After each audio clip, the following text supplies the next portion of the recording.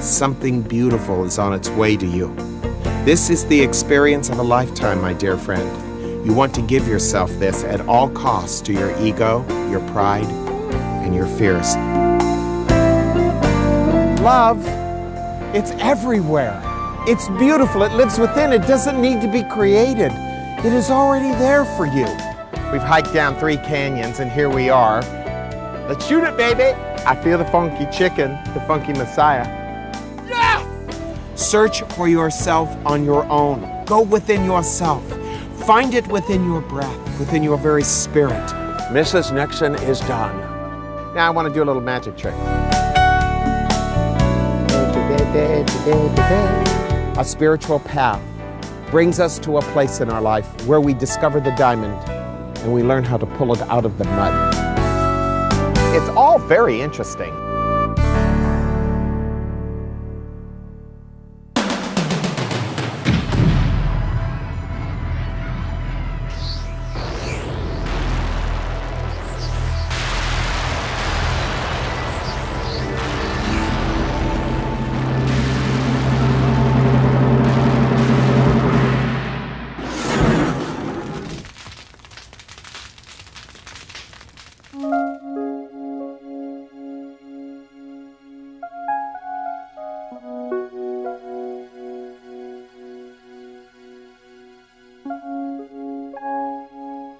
In everything I've tried to give you in this series of Passing Through the Fires, it's been the value of yourself. And if you understand the value of yourself, you will understand the nature of who and what you really are. Buddha said, love yourself and watch. He talked about the idea of being a light unto yourself. Some of the things that I've given to you in this series may not look very valuable, some of the practices, but they really are. It always reminds me of the story of the brash student that came to the Zen master and he says, I think your practice is ridiculous. I think your philosophy is ridiculous. What is this no mind, this no thing? I don't understand any value in any of this. Where are we going? What are we doing? What is the value of Zen? Well, the master took off his finger a ring that he had and he said, what is the value of this? He said, it looks worthless to me. So the Zen master says, go into the marketplace where there are common people and show them the ring and see if you can find any value for it. He went all over the marketplace, trying to find people who would give an appraisal of the ring. Finally, he came back and he said, everybody says the ring is worthless, not worth anything. The Zen master giggled and he said, now I want you to take the ring to a jeweler. So he takes it to the jeweler and the jeweler says it is very valuable and he comes back and he says, I don't understand. The people in the marketplace looked at it and thought it was worthless. But the jewelers thought it was worth a lot of money. He said, such is Zen. To the common eyes, the practice of meditation, of insight, looks worthless. But those who know the value of what a real practice is all about and what really love is, oh, there is great value. You have to learn to understand something inside yourself, that the values you and I were raised with are not the values of life. This whole idea of good over bad, right over wrong, love over hate, these are all premonitions of the mind. These are all philosophies and theories. They have nothing to do with reality. Buddha was right when he said, love yourself and watch. Be a light unto yourself. Those are very powerful teachings in this world. They have a lot to do with what life is all about, what love is all about. We spend most of our lifetime not understanding who we are or what we are. We spend most of our time trying to please other people, make other people happy, get groups of people to like us so we will like ourselves. And Buddha says, you're your own master. You're your own master. Whoa. You don't hear this from other people. You won't hear this from the Pope. You won't hear it from the priests. You won't hear it from ministers. You are your own master. You don't need anyone to tell you who you are and what you are. You've waited for years for people to tell you who you are and what you are. And then after they've gotten done telling you, you believed it. I say, you are a pearl of great price. The value of you cannot be evaluated by those around you. The value of yourself is found in your own heart, in your own soul. And when you find love inside you, then you have found everything that is meaningful and valuable in your life. That's what a spiritual path is about. If a path is not leading you to deeper and deeper states of love, where you are melting more and more into it, then it's the wrong path. If a path is leading you to rightness over wrongness, goodness over badness, God over a devil, then it's a path that is of great futility. Many people have to travel that path. I don't put it down. It's just not the path for me. It's not really the path for any of us if we're seeking the way of love in our hearts. It is easy to give up this spiritual path because at times it is difficult and at times it even appears arduous. It takes no heart at all to want hatred over love or vengeance and pride over the compassion and forgiveness. That takes nothing. No effort, no energy, no bravery. Cowards do it all the time. I watch students come and go with their practice. It's easy to leave it. It's easy to say it's too hard. It's easy to say I'm done. That doesn't take anything. Go try to find a philosophy that fits my prejudices and my fears so I can go on doing the same old things I've always done without any sense of myself or any kind of growth inside me. That's easy. The cheap way out. But the real value is in finding yourself in and through this practice, when you can look at the person who is your worst enemy and your best friend and find yourself in both of them. When you can see yourself in nature, in every single thing that is around you, you find a sliver of yourself. That is the pearl of great price, and that is finding the treasure of your own heart.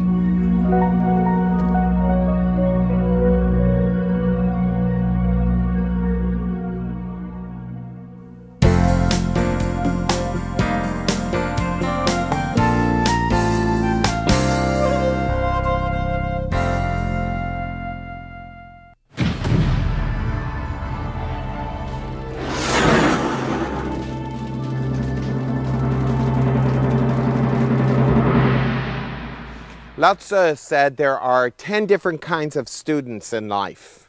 3 out of 10 will listen to the Tao, listen to the spiritual practice, and they will laugh at it and scoff at it, make fun of it because that makes no sense to them. In fact, it looks ridiculous to them. The other 3 will look at it and consider it but not get too involved. The next 3 will look at it and try to get involved but won't put their heart and soul into it, take it too seriously. And the last student will go towards it. Only 1 in 10 ever really makes it. I've had a lot of students in my day, literally hundreds.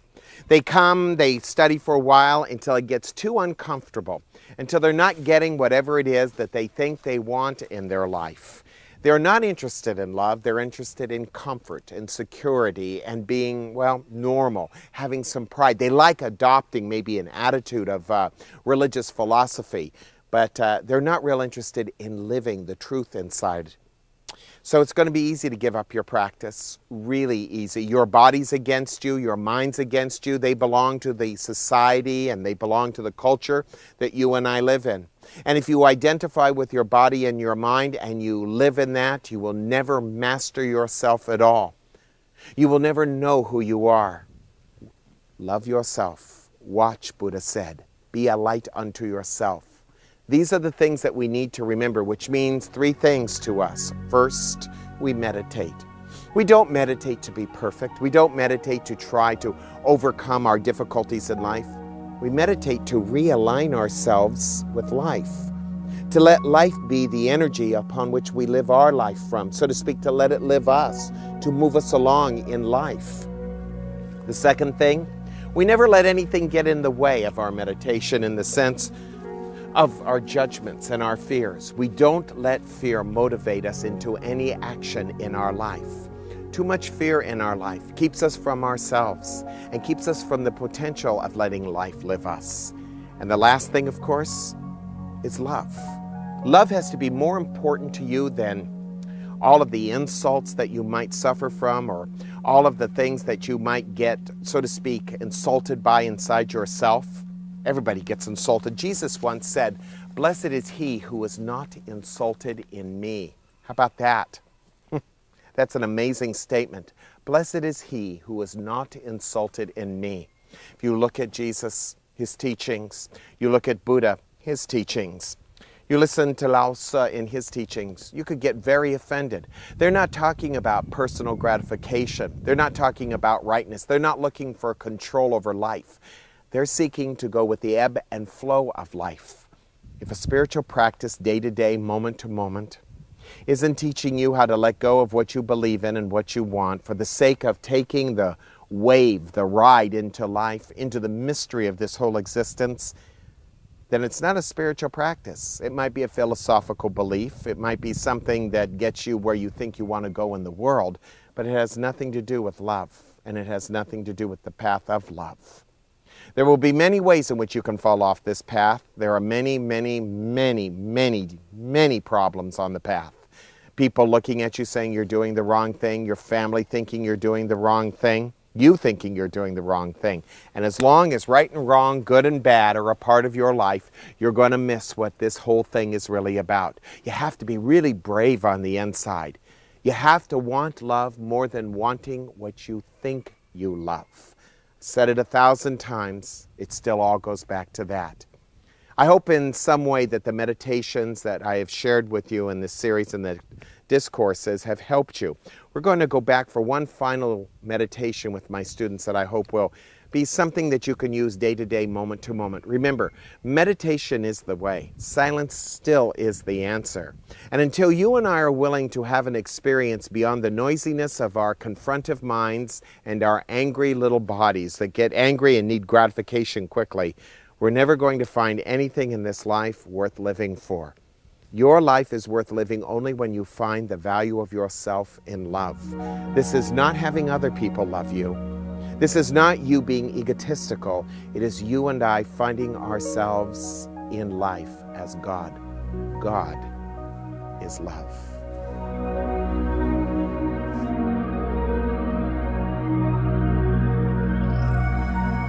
He just has perceptions of seeing how you are that I deny myself.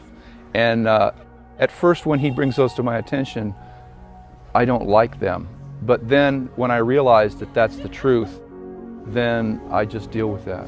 At first it's sort of scary, but it's like when you realize it makes me feel good. It makes me feel like I'm going in the right direction if there's a right direction.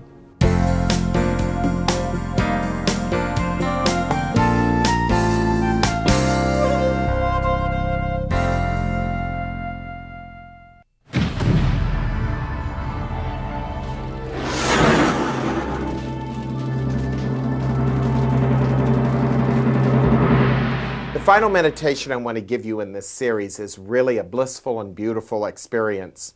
Bliss is what happens when there is no thinking. Bliss is, so to speak, the language of love, of God. It is kind of the environment of it, and it happens all by itself. So what we're going to be doing is using our breath to kind of bring up our energy all the way up to the crown chakra, which is right here above her head. This place right here is where we call the seat of all great understanding. This is kind of your inner body. From root to the crown, that's who you are on the inside. These 7 chakras are very real places. Remember, review for this. Root, Hari, the belly button. The solar plexus right underneath the heart gets very emotional there. The heart, the throat, the third eye, and the crown chakra.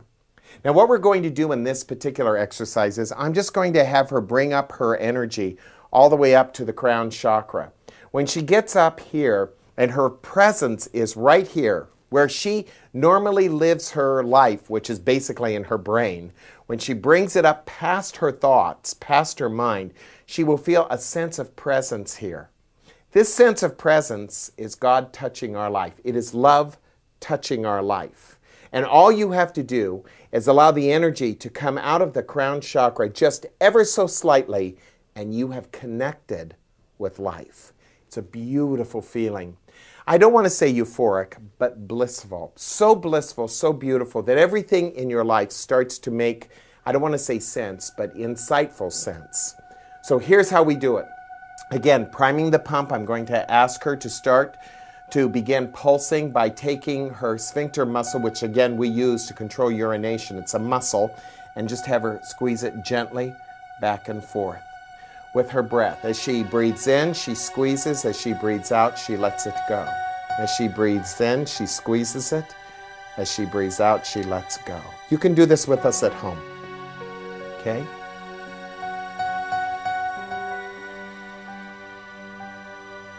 And now she's going to go from her root chakra up to her Hari. And she's just bringing it up like she is, well, rocking a baby. Just bringing her energy back up from the root chakra up to the Hari. I'm going to have her do some really fun stuff here. Now up to the solar plexus, please. From root to solar plexus, she's bringing up the energy. And how is she doing it? She's just watching her breathing. She's feeling that chakra. It's right here in her solar plexus. And she's just bringing it back and forth. Now up to the heart chakra, please. And hold. When you get up to the heart chakra, and hold. And release. And now up to the throat chakra, please. And hold, watch this, and release. Just bringing up her energy. All the way up to the third eye, please. And hold. And release. And now all the way up from root, all the way up to the crown chakra. And hold there. And release. And again, from root, all the way up to the crown chakra, and hold, and release. And she will start to feel a presence now. Again, from the root chakra, all the way up to the crown, and hold, and she stays there, and releases. Now, like in other meditations, she just holds that presence with her attention. And she will do it with her breath, just supporting it. And as she does this more and more, she starts to feel a sense of blissfulness coming from everywhere into life, touching her heart, her soul. This replenishes her. It touches her spirit. It will touch your spirit as it touches everyone in this room's spirit with such an enormity of love that it's hard to imagine that we could ever go back to our minds again and think the thoughts we do which separate us from God, truth, and love. And if you were in this room right now, you could feel it. And she's beginning to feel it now. So you practice this at home a little bit, maybe once or twice a week, and let it have its way with you. Don't be afraid of the energy. There's nothing there that will hurt you. It's all done in love and play. We'll be right back, so don't go away.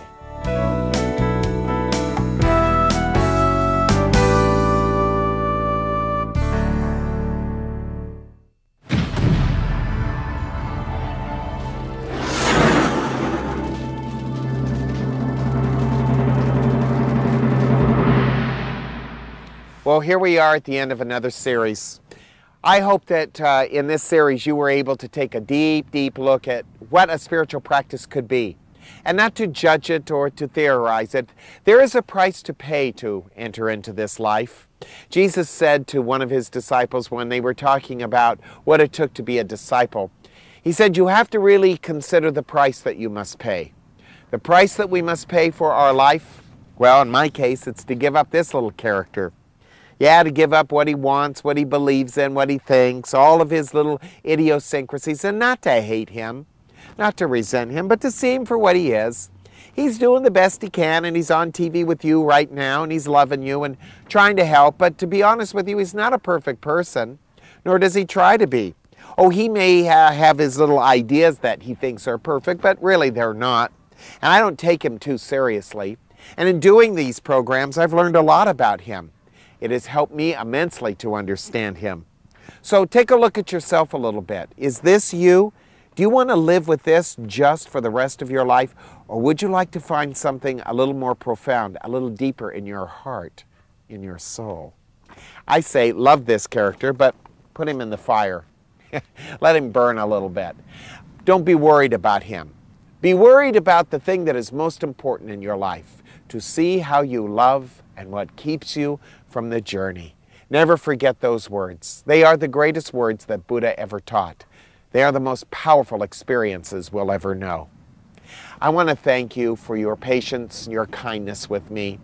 Your cards, your emails, your letters, your donations, all of these things mean so much to us. This is how we stay on the air. Your encouragement means a lot to me also. I want to thank all my students who were generous and kind enough to volunteer to help us with the meditations. And I want to thank all of you who kept supporting us through our sponsorship programs and with your special donations to make these programs possible.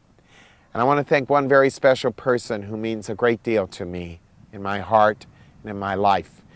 This person knows who they are, and I thank you so much for being so generous and kind. Now, take the things I've given to you. Remember some of the meditations that I've offered. Remember who you are. Remember that the whole practice is about remembering one single thing. It is all about love. Get rid of the smaller picture. Feel the bigger picture in your heart, your soul, and your life. And soon you will see your life does change before your very eyes. It gets revealed to you. Your circumstances may stay the same, but you will never be the same again. Thank you for watching. Please forgive me, won't you? Namaste.